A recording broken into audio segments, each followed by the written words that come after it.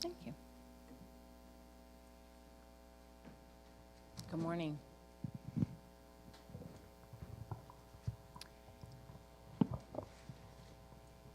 You know, the word holy,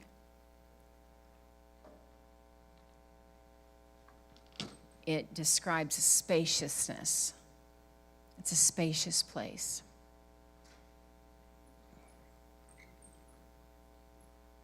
When he's talking about releasing the constructs or the things that threaten love,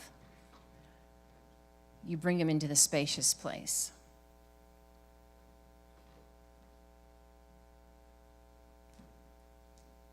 And their redemption lies in the Spirit.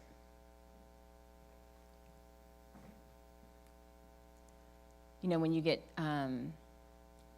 stuck in your head in the thoughts, it feels like a tight, restricted place. It's a small, limited place. We're going to go into that just a little bit. But within you is the spacious place. It's heaven within us. Let's just close our eyes just for a minute before we start. I want you just to picture a field, or it could be darkness, it could be space on the inside of you.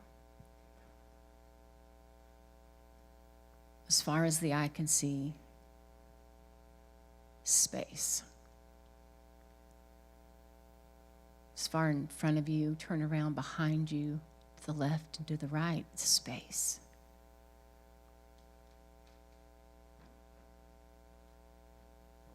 And I want you to imagine yourself turn and walk into that space. Bring the crisis. Bring the trauma. Bring the voices. Bring the conflict. Bring the anger. Bring the lust. Bring the darkness, the things that you struggle with in your mind, into that space. And just release it.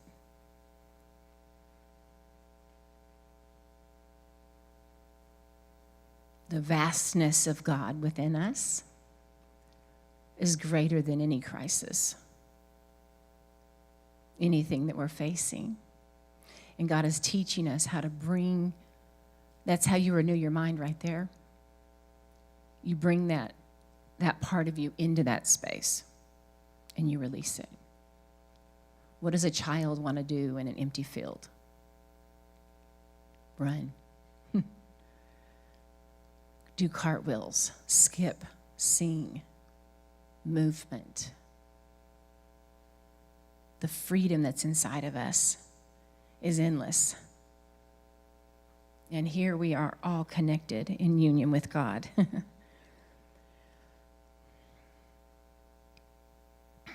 Good morning, you guys. Let's do this really quick. If anybody wants to give by cash or check, go ahead and raise your hand. And everybody else, thank you. You can, there's the number they're going to put up there, and you can just text an amount. We'll get you on file. Thank you guys for your faithfulness. Are we on air? We on? All right. Thank you for giving. Alex, you want to go ahead and come on up here? We're growing. Thank you for writing in, people that have written in. It's such a blessing to hear your stories. Get in there sometimes, you guys get in the comments and respond to these people. Get to know these people from all over. Because we're all the same. Are y'all awake? Kinda? You're going to be woken up. All right. Alex is going to help me. We're going to talk about exactly what we were just singing about. Stuff bugs me, sorry, when I start. So the number's still up there if you want to give. Thank you for that. So you guys know that in the beginning, we were created in the image and likeness of God. The image being the physical part of man, the likeness, the nature of God. It's in the beginning, meaning in the forefront, in God, we're still being created in that, matured in that. We're literally on the earth. Anyone else? These guys are walking around. Take your money. We're literally on the earth to be matured in our likeness. to the level that we're maturing in our likeness is the level that we'll have fellowship with God. In other words, he's going to speak our language when we're young, and as we're mature, we're going to learn to speak his language. That's why sometimes you can hear things and it's so far out of your mind, don't resist it. In time, God's going to mature you to understand it and to be able to dialogue with it. And it's beyond language that's taught by man. And the more I'm learning, I'm just beginning to learn some things like with Aramaic, and I'm realizing how limited language is. Have you guys ever really been fully misunderstood by somebody? Somebody that you love? Somebody that knows you? You know, and you're like, oh, that's not what I meant at all. Like either you misrepresented yourself or they misinterpreted. And that's the limitation of the languages of man. It's really easy to do in text, isn't it? Or on Facebook. Like you're writing something, you think it's good news, and people take it like a punch in the stomach, and you're like, whoa, right? So we're here and we're being matured in the likeness, which is agape. The love that continues, the vastness that's inside of us. Even when we say love, it sounds so weak because we throw that word around. So the word agape is whenever we're talking about God's kind of love. It never stops. It just keeps coming. It just keeps coming. There's no condition. There's no limits. It's the spaciousness of God. Okay? That is the nature that's inside of us. There's another nature, and it's just the nature of man, right? That is being redeemed and healed. It was redeemed and completely made whole in Christ, in Jesus, and now we're walking it out in our lives, right? And it's the nature of man. And in it, when he was talking about being renewed, we can take that mind of man. We can take the mind. Your thoughts were formed by culture, by raising, by when you were born, by your gender, by your experiences, okay? That's what our thoughts are formed by. Okay, but our mind has already been made new, made whole, sozo. He made us completely whole, spirit, soul, and body, and we're walking out. We're being awakened to our wholeness. Okay? So to renew our mind is to bring our mind back to the beginning, which is God. Not on the linear line of history, back in the beginning. Back to the beginning, your original state is only whole. It's only whole. You are completely whole. You are made righteous. You are perfected in Christ. Do you have a marker in your hand? We'll see if this marker works. So we have image. And then we have likeness. And likeness is... We're talking about natures, and the likeness is agape. Agape describes the nature of God. It's not based on what we do, who he is who he is, is who he is. Is who he is who he is, is who he is. And so what we're going to experience in this life comes down to where we're going to source our energy. Okay, so it's the thing, when we go back and forth with the tree of life and this, it all comes down to source, or what energizes my life. Energizes. Okay, what energizes my life. So listen, it's going to come down to if I am unaware of my truest nature, which is love. When I'm not allowing love to be developed in me, the English word for that would be fear. And I don't like it because we know what all these words mean already. Okay, what they mean to us. All right, so let's look at this really quick. I won't go very long, Alex, and we'll bounce back and forth. So Genesis 3:10, if you can throw that up on the board, you guys know what's happening here. Adam and Eve did their own thing. And then they hid. When God came to fellowship, God's always looking for us. God's coming after us, and he's coming after us, and he's coming after us. And so here God is coming after man to fellowship with man. And he said, where are you? Like, where'd you go? And he said, I heard you in the garden, and I was afraid because I was naked, so I hid. That word afraid is a Hebrew word, and the words in Hebrew really describe more of a feeling. There's not just one English word. That it would be like you describing how you feel. It really represents the flowing in the gut. Like he's describing, his senses were open to a world, a carnal world. Senses beyond, he began to be governed, or he activated senses that weren't just governed out of the spirit or fellowship with God. And he said, you came looking for me, and I was afraid. I felt something in my gut. It was a flow in the gut. He's describing a way of feeling of terror or fear. Okay? Let's look at 1 John 4:18 when it talks about in the New Testament that there's no fear in love. That's a Greek word for fear. It comes from the word phobia, and that means separate, to withdraw. When you're afraid, some of you may have had a parent that you were afraid of as a child, you want to withdraw. Okay, it's real. Let's see, it means withdraw, separate, terror. So when it talks about that there's no fear in love, that word love is agape. There's no withdrawing in agape's nature. There's only union in agape's nature. You're one with the field. You're in the field, the vastness of his glory, and that you don't even feel the urge to withdraw. Okay? So we're talking about fear and love, but try to open your mind to the definitions that are beyond what we've understood fear and love to be. Okay? So because one of these, did you get the marker?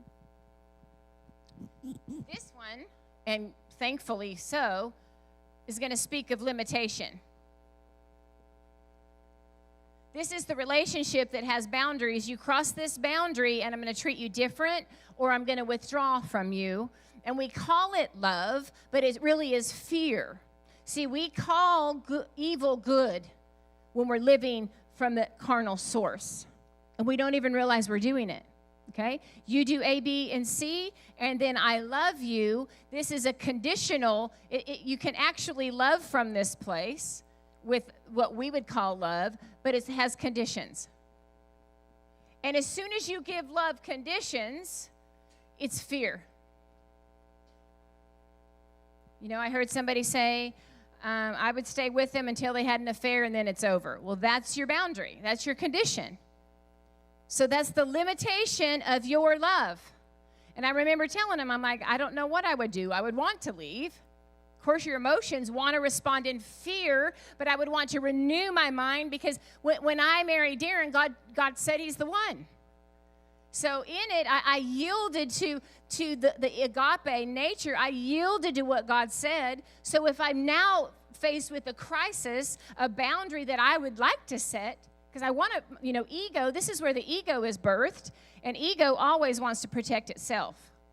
So ego's love is conditioned on self.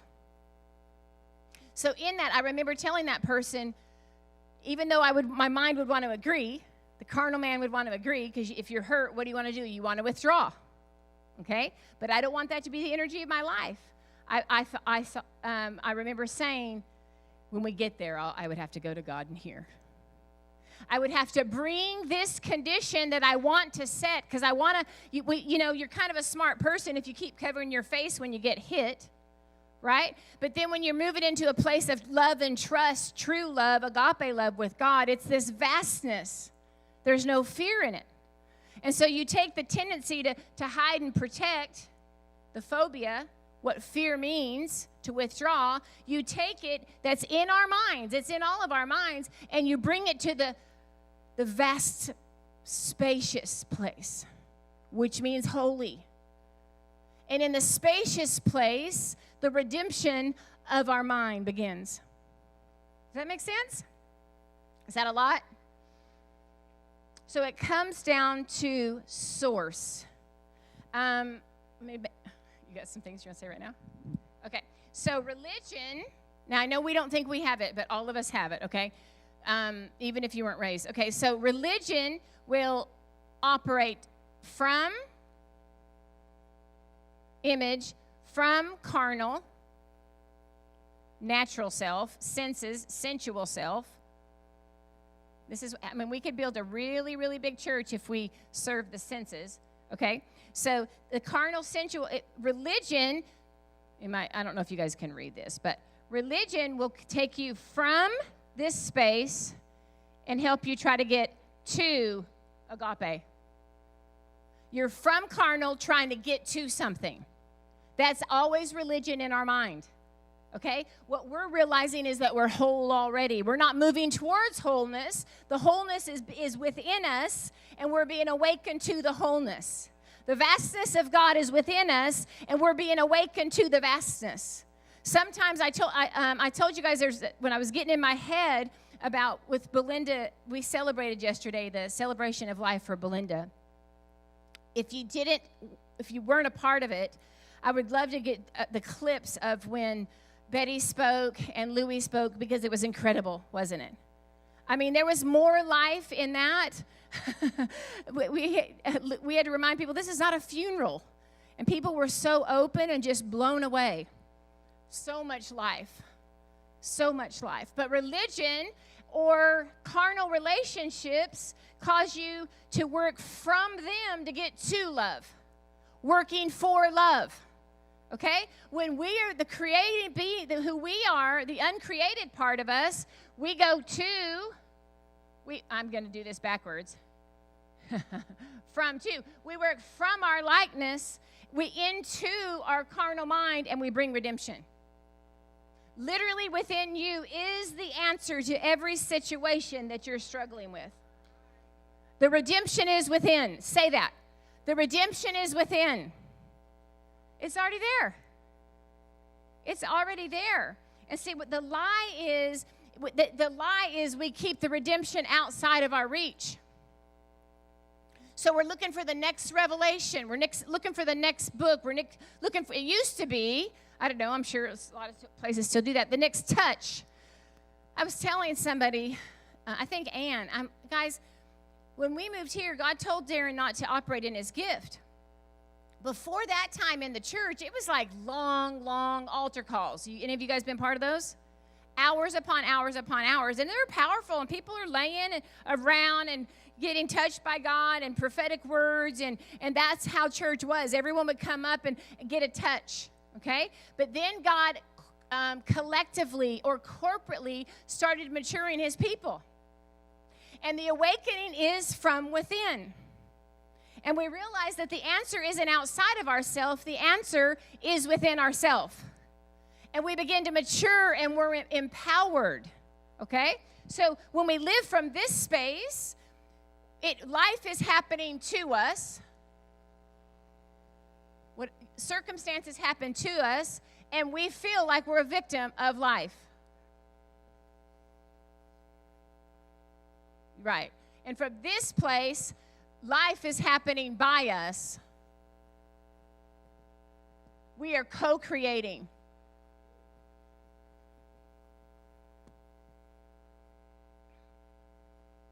There's nothing left to blame. And I'm not just talking about just my small world, what's been created. I'm talking to sons and daughters in the earth, people that can hear my voice online, those of you that you know God is maturing you. You know God's maturing you when you get to that another empty field and you feel afraid and you stay there.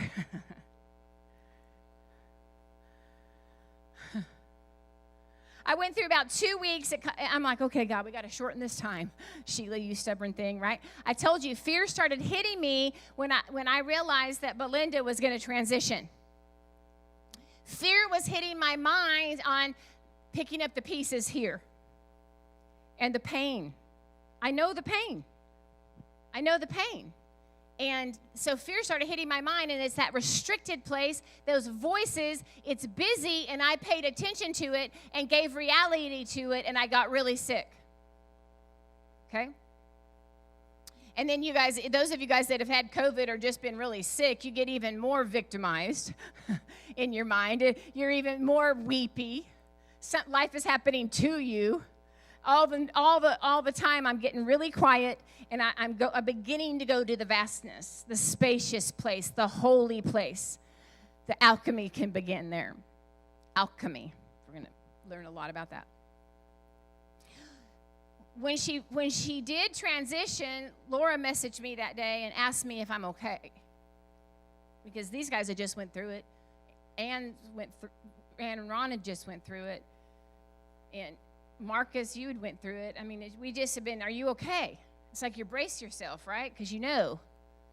But by that time, I already was through it. I'm in this vast place of peace. And Louie, her son, yesterday, Belinda's son, Belinda and Danny's son, talked about this space of peace. And you can't argue with peace. You cannot argue with peace. Because you know when you're in the restricted place in your mind, and you know when you're in the field, the vastness of peace. And that's when you just want to run around like a little kid naked. No consequences. There's no rules. Put your shirt back on. There's one rule. That's a commercial. Do you want to say anything along that line? Uh-huh. All right. Yeah. And can I erase some of these things up here? No, it doesn't.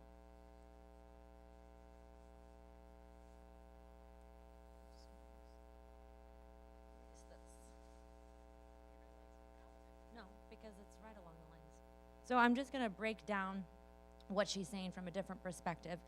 And the way I'm going to say it is not matter of fact, but hypothetical. What if? Because I'm not here to tell you what to think. I'm here to encourage you to think for yourself. And I read this the other day, and when I read it, it just hit me. It hit me really hard. And it said, hypothetically, God is not the creator. He is only the source. Humans are the creators. So if God, we're going to put this right here, whatever you want to call it, God, the creator, the source, this is who we are. In the beginning, in Genesis, when it talks about let there be light, that's actually when we were hypothetically first created. When he said let there be light, he was talking about you. And then he created human nature. He created what we would call the ego or humanity. And it was always designed for Eve to hear that voice. In fact, it was even the source's voice speaking to her. Because without seeing limitation, you can't experience limitless. Without experiencing fear, you can't experience love. You have to have both.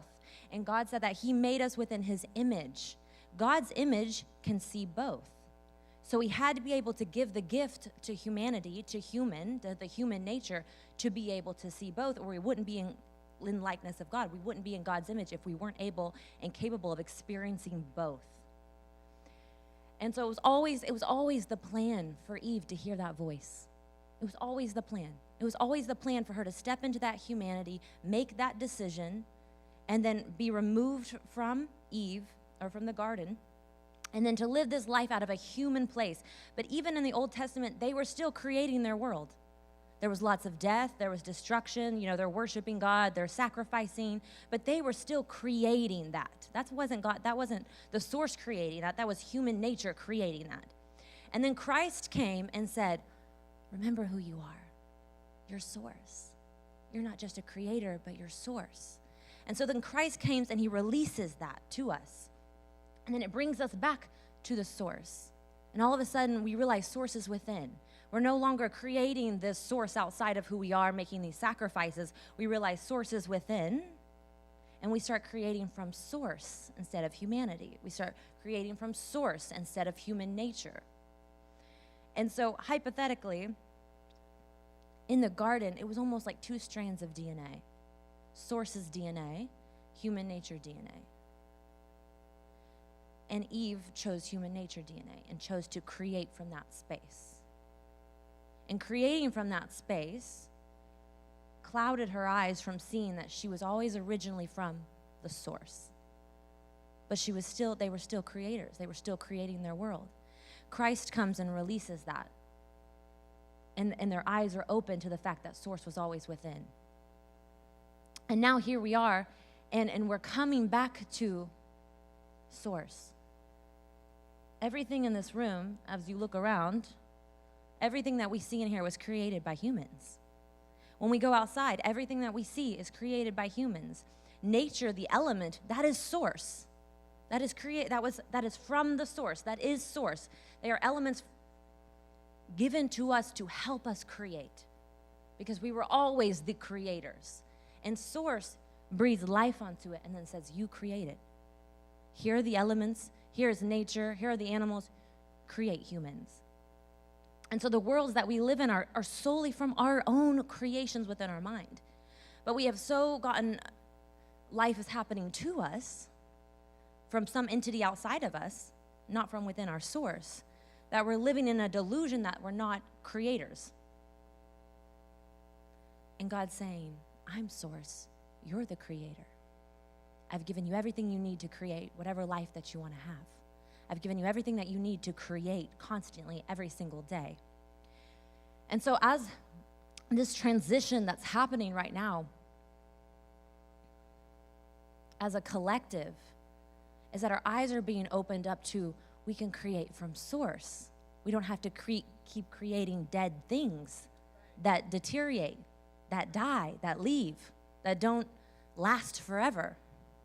It's not that they're just illusions. It's not that they're not real. They are real to us. We are creating things that we are experiencing. That is real, but it deteriorates. It's not eternal. The only thing that is eternal is source. So when we come back to this space, and that's exactly what we're doing, when we're doing, meditations or whatever, something to help you write your mind around it. So here you are, source, and then here's, everything else. TV, politics, whatever, society. So then here's all the other voices outside of you constantly. Let me tell you something. The voices in your head are not all your voices. They're not all your voices. You don't have to acknowledge them and be like, oh, that's my thought. I feel bad about it. It's not your dang thought. It's a thought that was conditioned in your mind by society, entertainment. It's conditioned by whatever you're putting into your mind. It's not your thought. So don't judge yourself. Give yourself a little grace and be like, that's not my thought, and then just move on. Don't stay on it. So what we're doing in meditation is we're removing all the extra sound. We're removing all the extra voices. And this is one thing that's happening to me right now is I was hearing a lot of extra emotions and noises in my mind.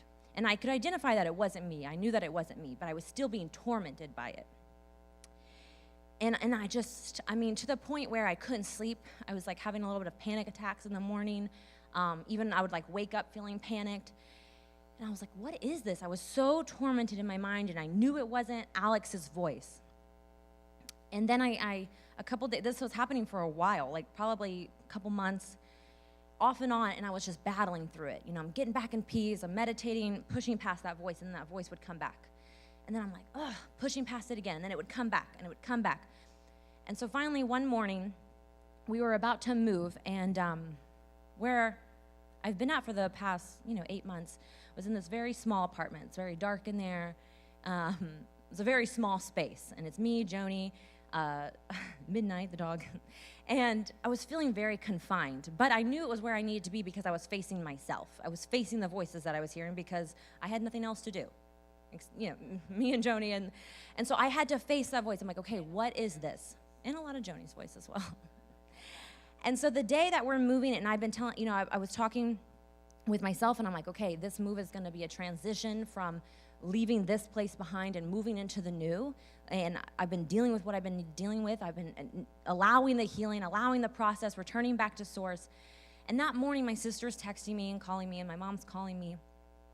And I started to call my sister, and I'm just giving her a download that God was speaking to me right in that moment. And we've been talking about generational. So then I call my mom, and she starts telling me, she starts speaking to me, telling me things that she's dealt with in the past. And all of a sudden, the voice was identified. It was never my voice.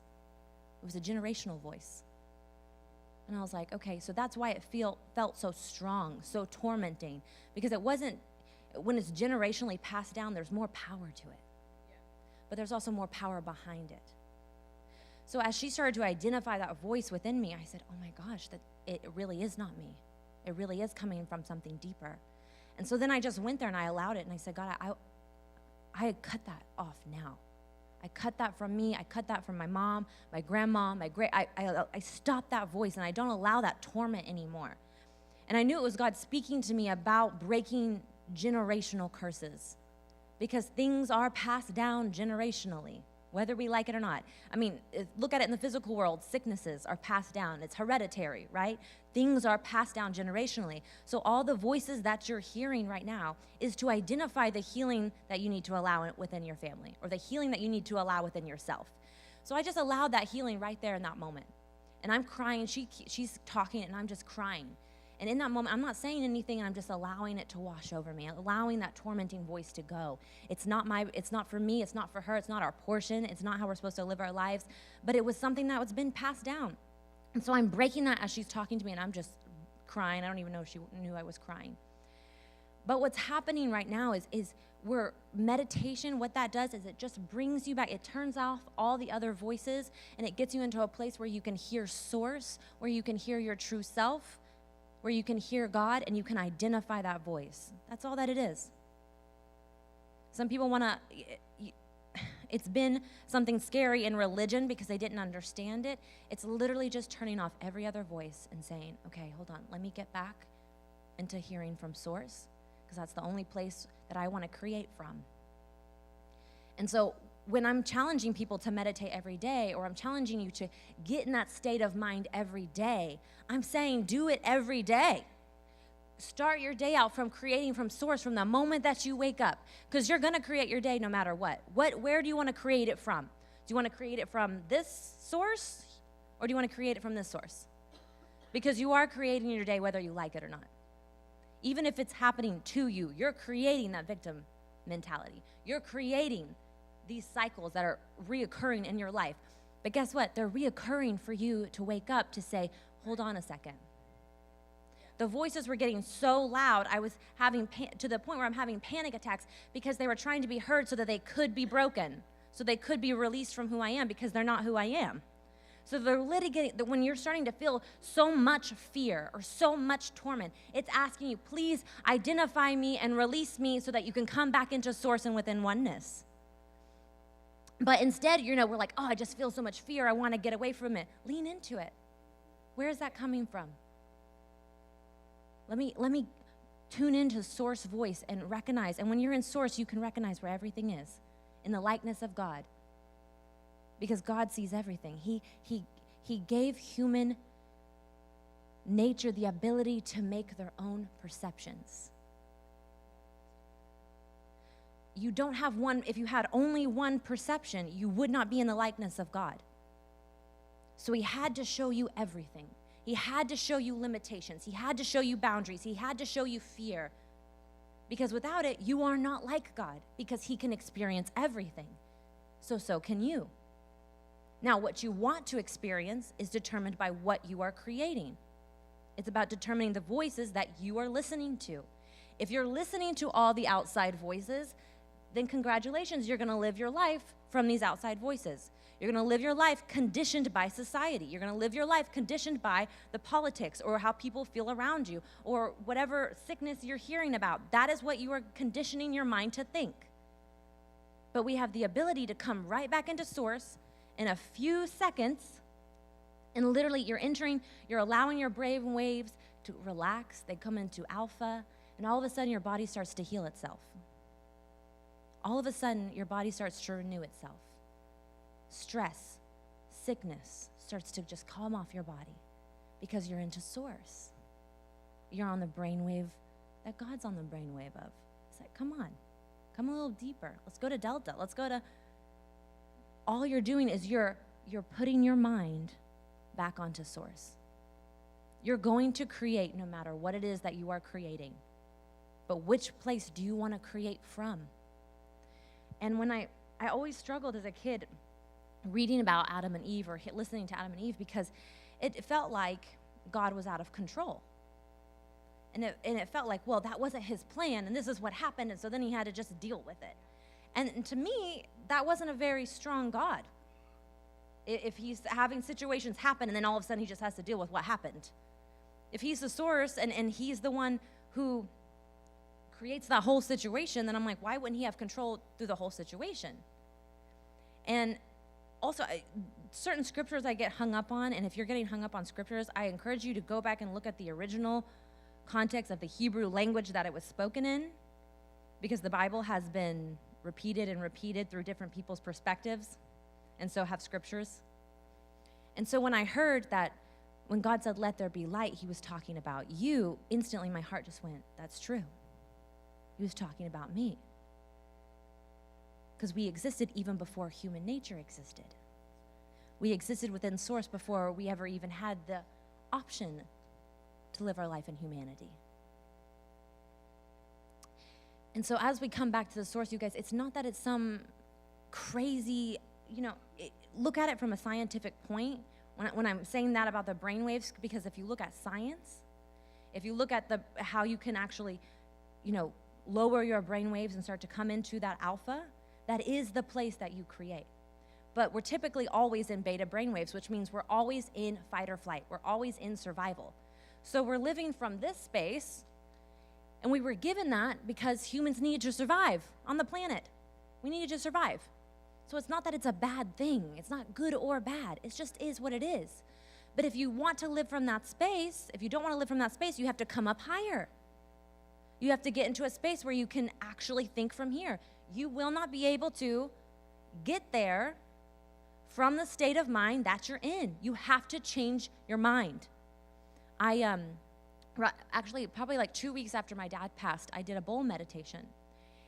And I never met the man before. He came to the church, and Steve Hampton, and we did an individual session. And immediately I go into like a meditative state, and it was amazing. I was profound. And my dad was showing me, he was there, and he was walking me through all these, I don't really have the language to describe it, connections, if you will. He was showing me how things were connected. And I'm watching this, and he looked at me and he said, change your mind. And from his previous speaking that he said to repent is to just change your mind.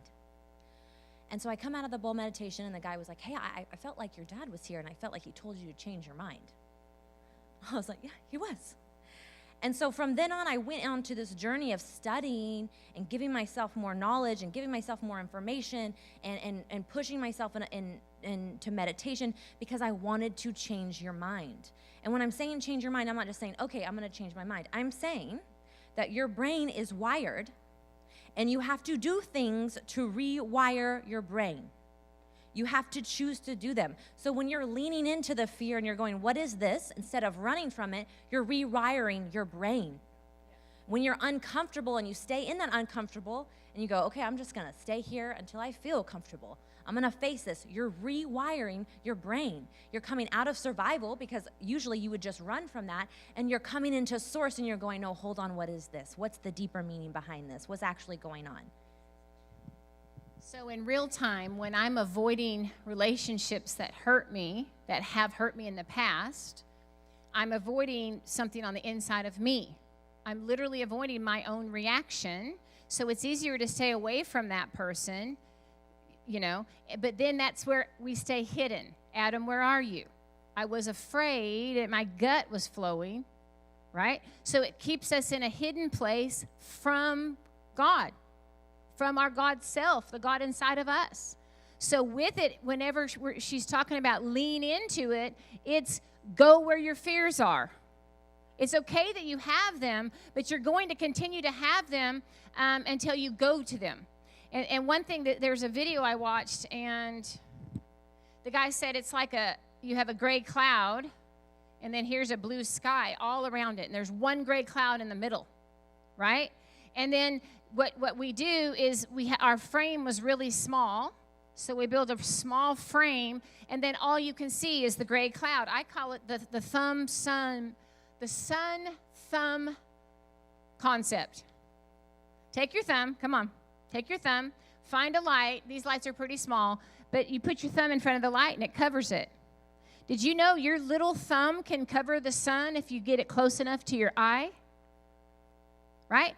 And so when you lean into your fears, as you go and you find the parameter, you go sit with it. When she's talking about sitting with your fear, not judge it. If you're going to redeem this, you're redeeming yourself from the God within you. If you're going to redeem it, you've got to go into it and not avoid it. Okay? And so in it, you're in the fear. In order to not live from this place, you guys hear this a lot, we say you have to come into a place of neutrality, to be of no opinion. Jesus was of no reputation. Okay? So that's what it looks like when you're literally laying down the carnal as your energy or your source or whatever. You're laying that down. So then you so that person that hurt you, all these memories are going through your head, what they did, and your gut's flowing. That's that word. You want to hide, okay? But you realize that that's all coming from the natural part of you. And so you go into that deeper space, that vastness space, while you're in it, while you're facing it. And you bring the fear in that vast space. You bring the anger, whatever it is, in that vast space, and it begins to be redeemed. Nothing will be left unturned in your life. I think I'm supposed to jump out of a plane. I know. I didn't want to tell you that, Travis. I know. Yeah. I did this a few months ago. I think I'm supposed to do this. Because I'm getting all big and bad, and like after your husband goes, you're like, I'm not afraid of dying. Well, then what would that fear be? So I think we're supposed to do it.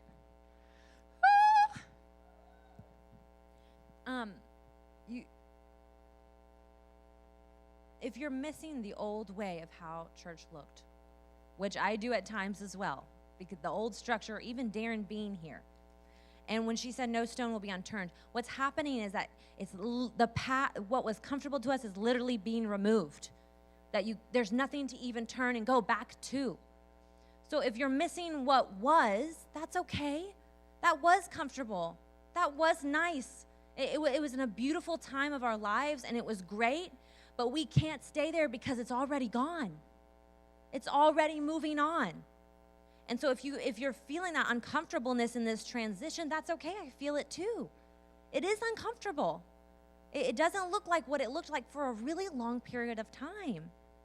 And so that's okay if you feel that way, but go ahead and embrace how uncomfortable that feels and step into what's available for you now. Because what was then is no longer even existing in the same form that we wanted it to. And that's what you see, that these constructs that are coming down and the views that we had. I know that in 2020 when I watched all those documentaries about things that were going in Hollywood with the elites, it completely changed my mind and my view on how I saw these people, because I had no idea the things that were happening behind closed doors. So from that moment on, I couldn't even barely watch movies with certain actors in it because my mind was changed. I couldn't go back after I saw. And so we're in a time of so much information and knowledge, and it's so that you can leave what was behind because it doesn't even exist anymore. That perception is gone because that perception was for that time, but now it's gone. And so yeah, it is uncomfortable. And I've heard, some people say things like, we miss Darren. Yeah, I miss Darren too. But that time of looking to someone else to get you there, that time is over. And now what we're stepping into is someone that's willing to get up here and push you. That's a hard place to be, you guys. It's hard to push people in uncomfortability because they're going to go fighting. I've gone fighting. I'm a little bit kicking and screaming, but I'm still going to allow it as much as I possibly can.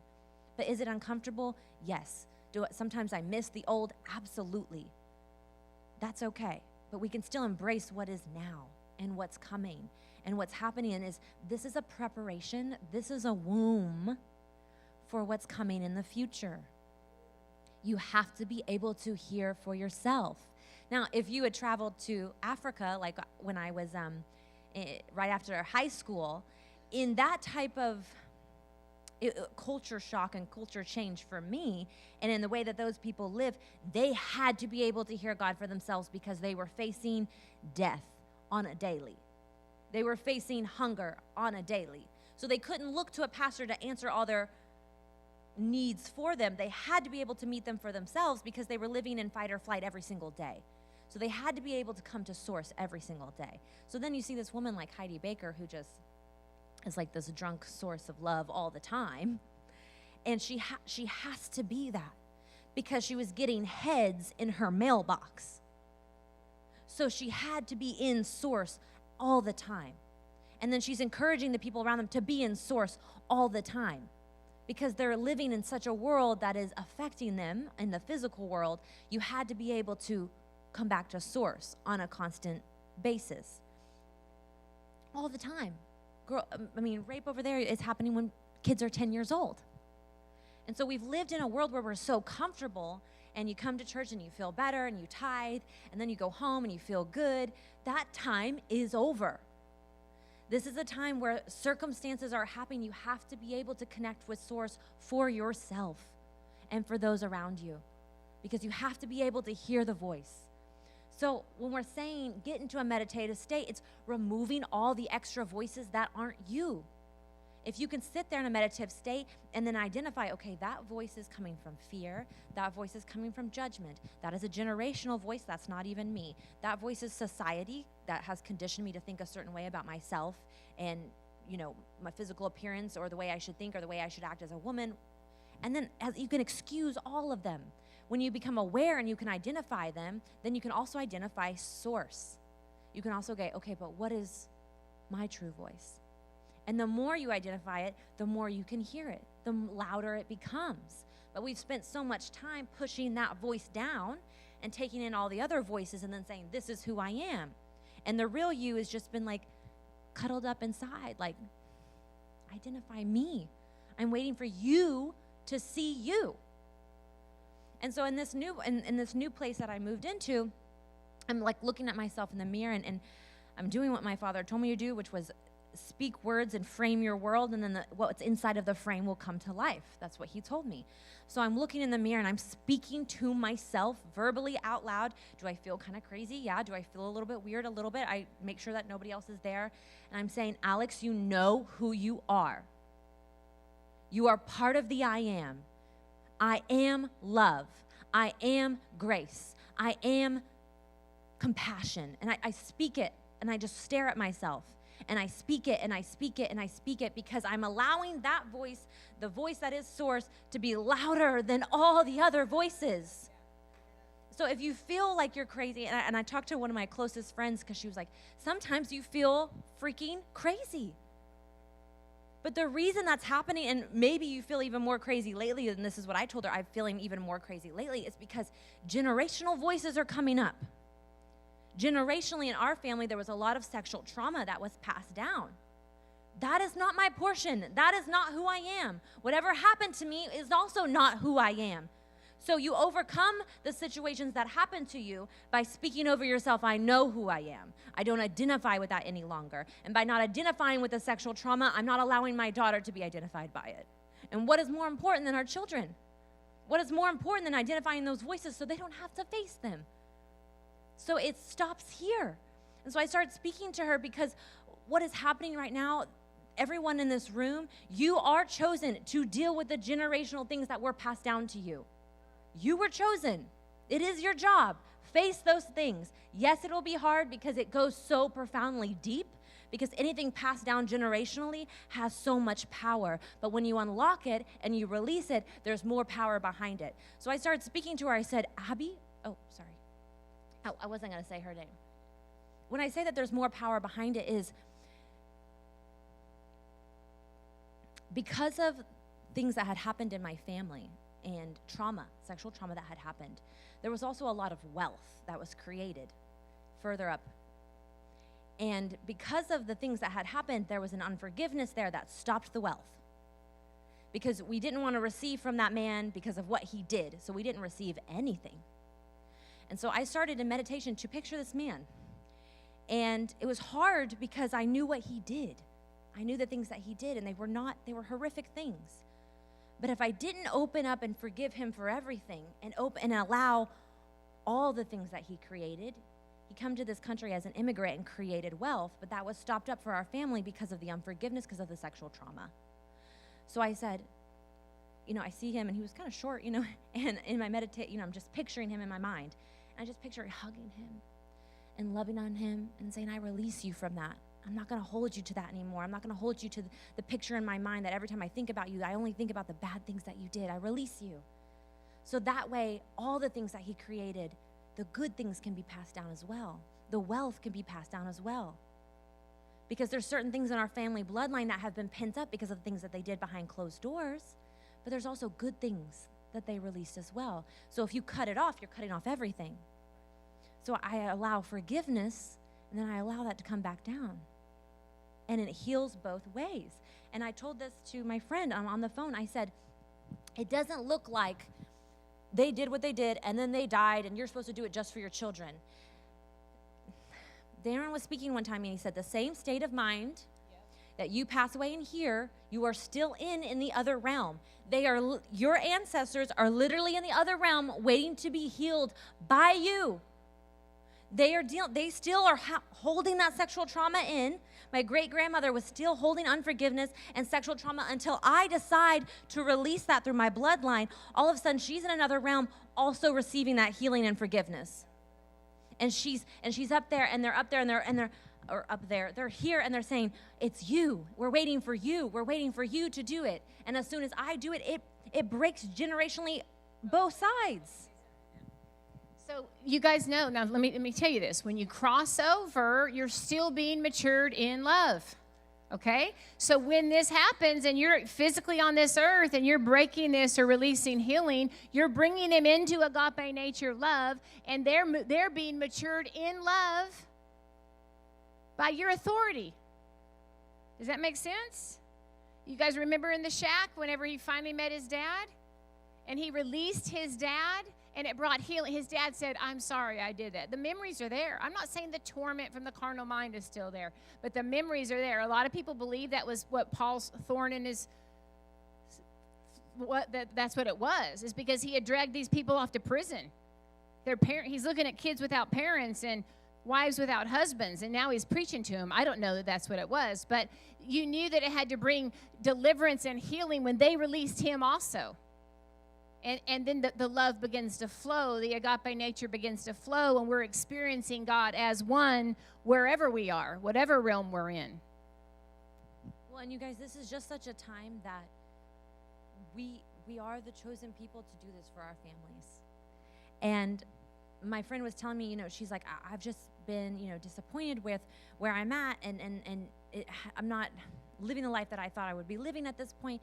And I said, hold on, you're seeing a very small perspective. Let's take it up a little bit higher. You're also facing things that your grandparents couldn't even face. You're also facing things that your children will never have to walk through or see in their lifetime, because you're the one there carrying it and then going ahead and releasing it from you. I go, so yeah, maybe your outward life isn't exactly what you thought, but let's go ahead and give yourself some grace in the middle of it, because you're dealing with a whole lot more than just your issues and just your problems. And so if you're feeling like your mind is crowded, or you're feeling like, okay, where are all these voices coming from? That's what they're coming from. And they're getting louder in your mind for you to address them and say, this is no longer me. This will be no longer passed down. It stops here. And there's things even on both sides with my dad as well that, and I told this to my sister Josie, I said, there's things in the Begley bloodline you are to break. And the torment in your mind is going to get louder and louder and louder until you finally say, I can't handle this anymore. Let me go back to source and recognize that voice again and say, okay, this is not my portion. This is not my kid's portion. I choose to stop that here. And I choose to heal it. Forwards and backwards. What a privilege that is us. As I'm crying and I'm sitting there on the phone with my mom, I just felt privileged that I get to do this for my family, that I get to break these patterns, that I get to break these things passed down. And then I look at my little girl and I say, you're never going to see these things. You're never going to have these thoughts. You're never going to experience sexual trauma. And that was my biggest fear, because it was passed down, and I saw the pattern, and then I thought it was inevitable. And I didn't know how to protect her. And then, she has, her mom and dad aren't together, and so I can't always be there to protect her. And so I had this overwhelming fear of, well, what am I going to do when it happens and there's nothing I can do because I'm not around all the time? And then I also had to face my own control in that. And God said, break the pattern. It's not inevitable unless you allow it to be. And so then I faced that and I said, God, I wanted to stop here. I want to deal with that now so it's not passed down to my children. And our parents, of course, tried to protect us, and things happen because they were passed down. And so they protect us out of a human nature, out of a physical world, and out of fear and control, and then it's not enough. And then when something does happen, then they beat themselves up with guilt and shame because this happened, when it's coming back into source and saying, I'm not going to release this over my children. I'm not going to release this fear over Joni because that's what allows it. That's the open door. So I close that door, and then it disintegrates like it never even existed. And then life is created by me, and it's not happening to me. Life is always happening to you if you're listening to those voices and you're allowing the unforgiveness to be passed down. You're allowing the bitterness to be passed down. You're allowing the anger to be passed down. Then life is happening to you. But you're also still creating that. So if you'll notice these patterns, the things that make you angry, the things that jolt inside where you're just like, what is that? What is that? Ask yourself.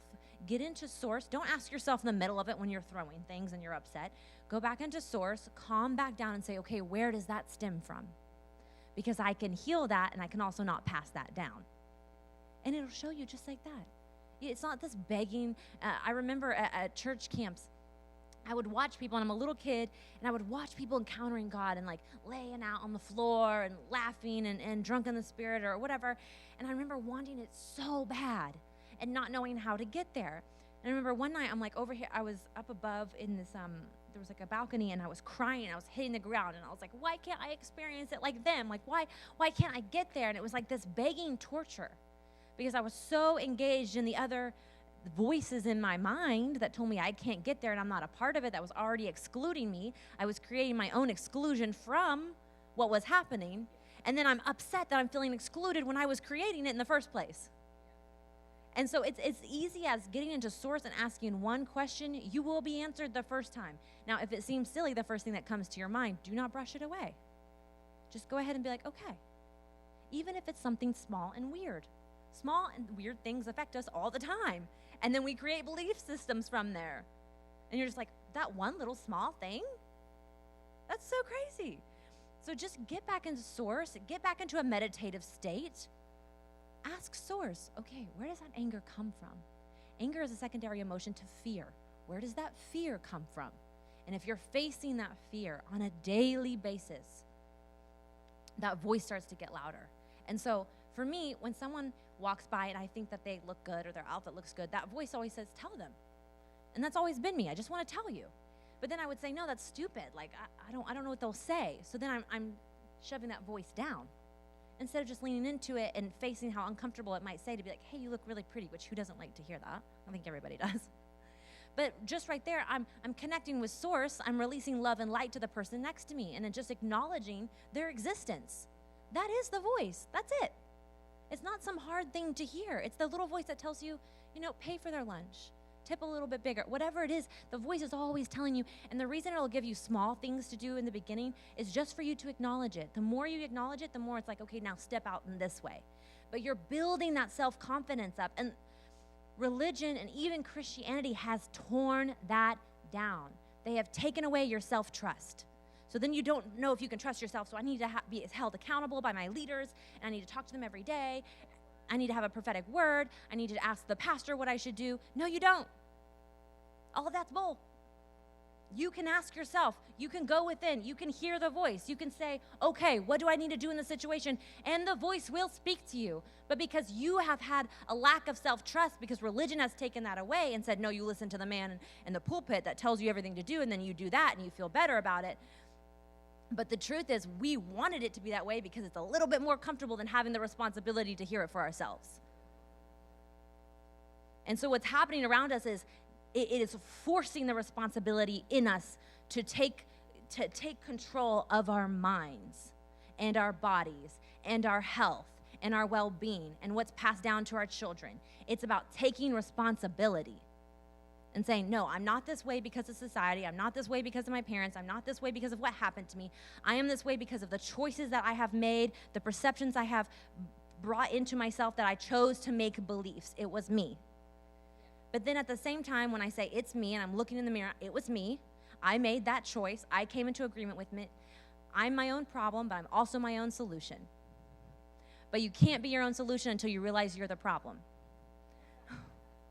So you will always look for a solution outside of yourself. So yeah, it's a hard thing to recognize, yes, I am my problem, but then I look in the mirror and I say, but I give myself grace because I've done the best that I could up to this point, and I did what I knew, and I did what I was taught, and I don't judge myself for that. And then when you stop judging yourself, you stop judging the people around you. About the beginning of this year, I realized, and this is an ugly thing to say, and I'm just going to say it out loud, how much I judged people around me on a consistent basis. Just quick judgments, just all the time. Categorize. And your mind will naturally do that. They do this study where specific faces look nicer to you, so you'll be more perceptive to them. And they do it with politicians, so careful on that. So your mind will do it to you, but guess what? You are more capable than your mind because you come from source. Those patterns in which you think, that's just over here, you can come back into source and it's no big deal. So I realized, oh my gosh, I was very judgmental towards myself. I was never good enough for myself. Every time I looked in the mirror, the first thing I saw was all my flaws and all the things I needed to get done, all the things I needed to fix, and all the things I needed to improve on. And I didn't know why I was so hard on myself. Well, then I recognized I was very hard on people around me, just making snap judgments in my mind all the time. And it wasn't because I wanted to be that way. It was just a pattern of thought that was reoccurring because I wasn't doing anything about it. So now, the moment I have a judgmental thought about somebody else, I go, oh no, they're a light being. They're created from the same source I am. They're doing the best that they can do as well. And then I just step into the love, and I step back into source. And when I recognize that and I can give that to other people, then I can give it to myself as well. So when I'm looking in the mirror and I'm giving myself grace and love, the more you give that to yourself, the more you can give it to others. The more you can give it to others, the more that you can give it to yourself, because we're all one. So the more I can recognize the light in you, the more I can say, hey, you look really pretty. And just recognize that in you, I'm recognizing that within me. And your subconscious mind does not register when you're talking negative about someone. And this is why it says don't gossip in the Bible, because when you're talking bad about someone, your subconscious mind is not registering that you're talking about somebody else. Your subconscious mind is registering it as if you're talking about yourself. The truth is you're not talking about someone else. You are talking about yourself. When you talk about the politician, when you're thrashing out what's going on in the city, when you're pointing your finger, you are pointing your finger to yourself, because we are all part of the whole. And so when we condemn one, we condemn all. When Jesus came and forgave one, he forgave all. And that opens up like a whole nother box of things. I know. Because, and the people in your lives, the people that instantly irritate you when you're around them, there's something in them that also, it's a recognition of what's in you. So the people that most irritate you are the most like you. And maybe they're acting out patterns that you don't allow yourself to act out, but it's still within you. And so I started looking around at people that I judged really harshly in my life. I'm like, okay, why do I do that? Everything that I judged was within me, but they were acting out what I wasn't allowing, the things that I was feeling and wanted to do, but they were. So then I judged them because they allowed it, when I'm like, whoa, that's in me, I'm just hiding it. That's in me, I'm just acting like it's not there. That's in me, I'm just covering it with pride. But it's the same thing. And so the moment I release forgiveness to that person, the moment I release grace, I'm releasing it back to myself. It's like this, it's just energy, back and forth. And so the moment someone irritates you or catches an attitude and you're like, wait, that's the same attitude in me. And it can almost be funny, because the moment someone's mean to you, you're like, oh, well, that's in me too. What's up? And because every situation that you're in is crying out for you to recognize yourself. That's why when you get flipped off in traffic and you flip them off back, even if it's just in your heart. You're looking in the mirror. So I know that sounds, that one gets us, you guys. But it starts with first you, the responsibility in me and myself. But we are here on the earth to redeem the earth. The God in us, the Christ in us, Jesus in us is here, incarnate, to redeem the earth, okay? So we are responsible sons and daughters. So when we see the city, it's not separate from us. We helped create what it is. When we do that, when we attach that, when we realize that, then we can help recreate what it is. And I remember feeling really sad, and we're about to end, whenever Joni was first born, just how helpless babies are. Because I just, when I'm seeing the suffering of mankind, and I'm just feeling what's going on, and I just like, God, what can I do? Like, I feel like after Darren transition, you just get this sense, like, you're not going to be here very long. Let's go out in a blaze of glory. What can I change in the earth before I go, And what can I do, God? I want to bring change in this earth, I don't want to live for myself. I don't want to just rebuild something. And God just said, become your truest self. Become who you are, who I created you to be. Move fully into the wholeness that's inside of you. And it will begin to change everything around you.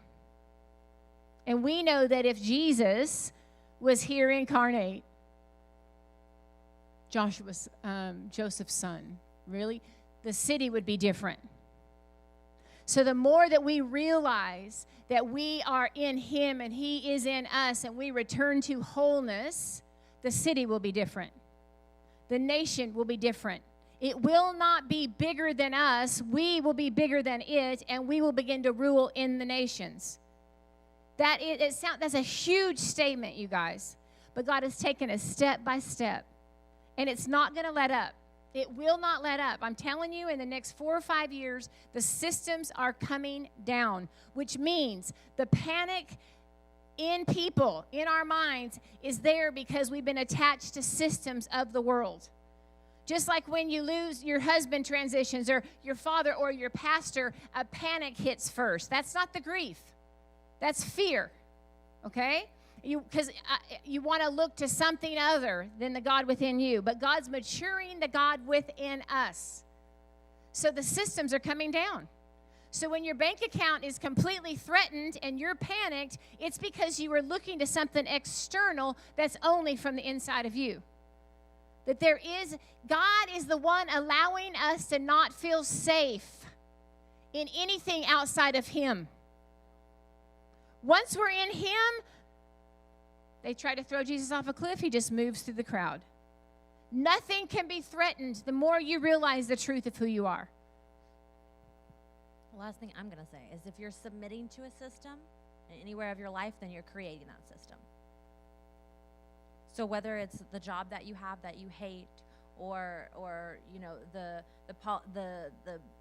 political stance of where we're at, if you're engaging in that system and you're submitting to it, then you're part of what's creating it. So in other words, you remember when I said we don't resist, when it says in Scripture not to resist an evil man? I have to realize my part in it. So I get around somebody, I don't like how they're treating somebody. I feel that their vibration, whatever, their control, whatever, and I don't like it. So all of a sudden, I'm not in peace, all right? I have to realize because I'm not in peace, I'm participating in what's being created. Does that make sense? You're not going to answer the problem from the problem. You're not getting from this level of energy, from this level of authority as a carnal man. You're not going to answer it. We're not the answer to the earth from here. Jesus didn't come as just Mary and Joseph's son and turn the world upside down. Jesus came and had to put complete reliance as a man on his Father God. So he lived only what he saw. He yielded only to Father God. And from that, the word authority in Aramaic means without obstruction. Okay? So picture this. Let's do it like this real quick. Here's the ultimate authority. That's the king. He's who you want to be around, man. I mean, just to be his friend, you brag about it in the city. Man, I know the king, right? And so under his authority, you have all these people.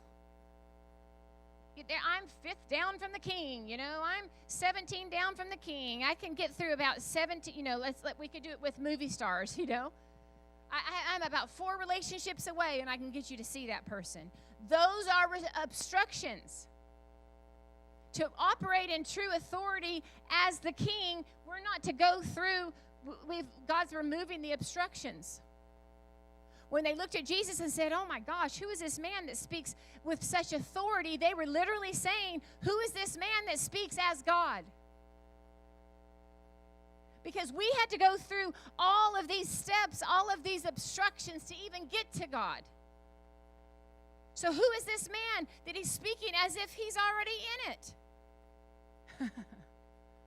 So if we're going to operate in true authority, the obstructions have to be taken away. But we've been okay with the obstructions.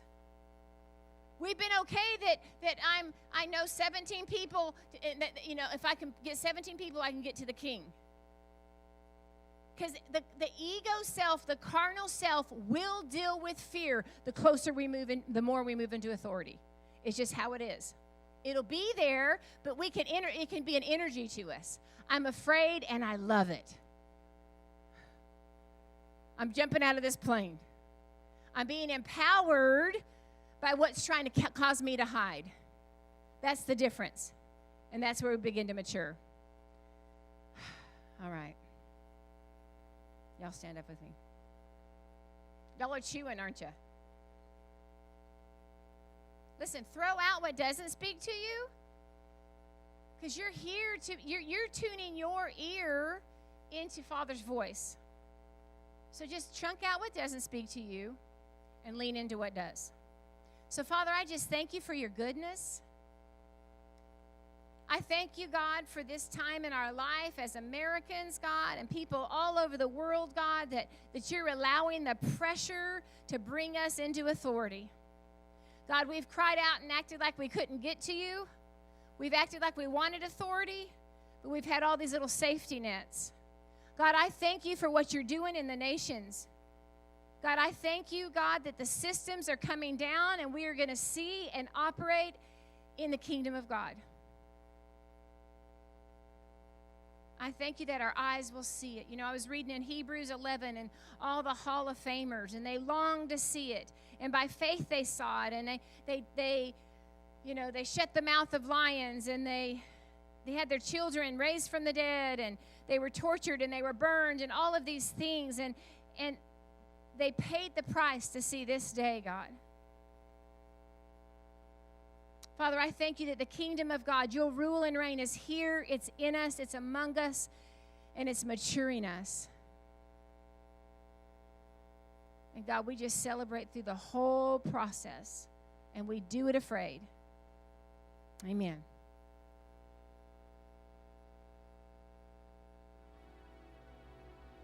So next week, we're going to have a reception for Dennis and Julia, who got married. We changed it. We were going to have it today, but we changed it because of the